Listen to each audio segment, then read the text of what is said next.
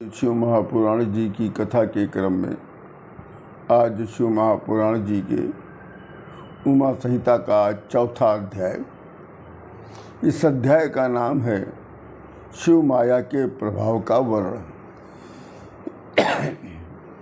मुनि लोग कहते हैं कि हे सूत जी, आप धन्य हो, आप हम लोगों को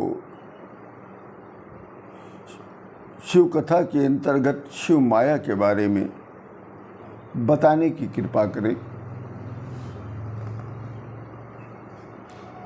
सूत जी कहते हैं, शिवः सर्वेश्वरो देवः सर्वात्मा सर्वदर्शनः महिमा तस्य सर्वहि व्याप्तं च सकलं जगत्।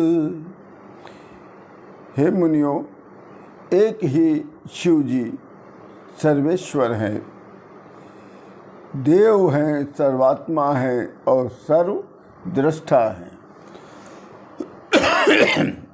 ये सारा जगत उन्हीं की महिमा से व्याप्त है। तीन प्रकार के लिंगों से अभिव्यक्त होने वाली ब्रह्मा, विष्णु और ईश्वरात्मक लिंग धारणी और संपूर्ण प्राणियों के भीतर आत्मा रूप से निवास करने वाली शिव जी की परामूर्ति बताई गई है। 8 प्रकार की देव योनि और 9वीं मनुष्य योनि और 5 प्रकार की पक्षियों की योनि, इस प्रकार सब 14 प्रकार की योनि जो उत्पन्न हो चुकी है और योनियां उत्पन्न भी हो रही हैं और आगे उत्पन्न भी होती रहेंगी। इस प्रकार के सभी प्रपंच शिव जी से ही उत्पन्न होते हैं और बुद्धि को प्राप्त कर पुनः शिव जी में विलीन हो जाते हैं।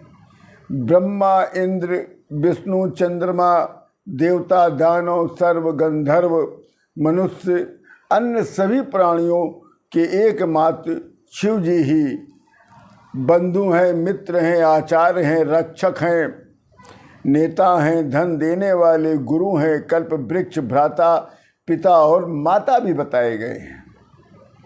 शिवः सर्वमयः पुंसा स्वयं वैद्या परात्परः। एकमात्र ही शिव ही सर्वमय है, वही पुरुषों से जानने योग्य परात्पर परमात्मा है। वाणी के द्वारा उन्हें बताया नहीं जा सकता। वो भीतर भी व्याप्त हैं और बाहर भी व्याप्त हैं। शिव जी तो दिव्य परमा माया सर्वत्र व्याप्त है, अर्थात शिव की माया तो सर्वत्र है।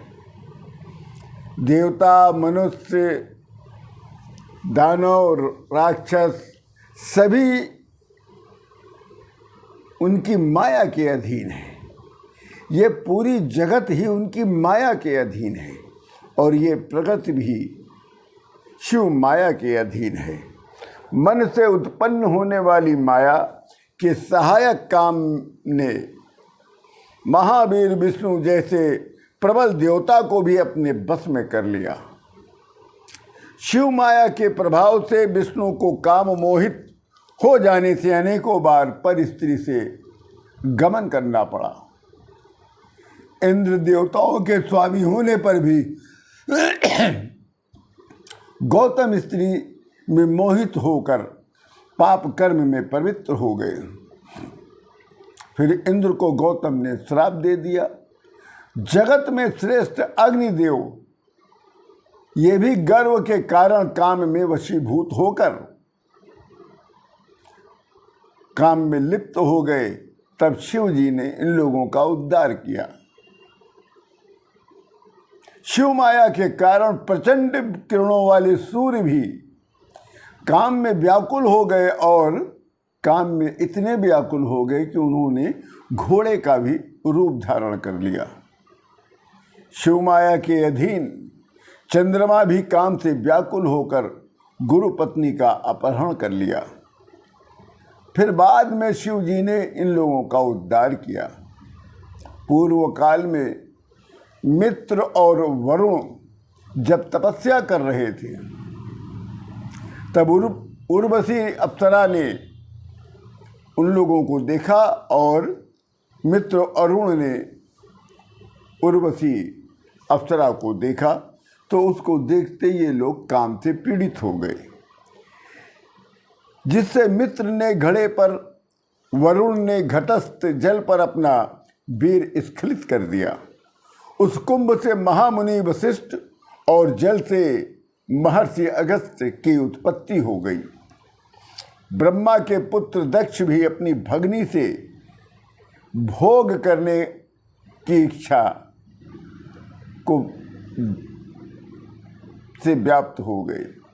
महर्षि च्वेन भी सुकन्या से काम किया। महर्षि कश्यप काम के बस में होकर सुधन्वा नामक राजा से उनकी कन्या को ही मांग लिया।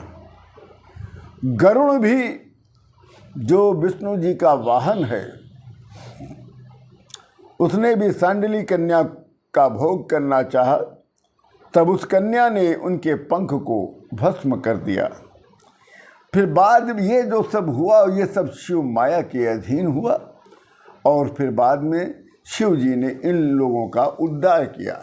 इसीलिए कहा गया है कि केवल एक ही हैं शिव जी, वही सर्वेश्वर हैं, वही ईश्वर हैं, वही माता हैं, वही पिता हैं, वही मित्र हैं, वही बंधु हैं, वही सखा हैं। तो शिव जी के अतिरिक्त कुछ नहीं है, इसलिए सदा शिव जी का स्मरण करते रहना चाहिए। ओम नमः शिवाय।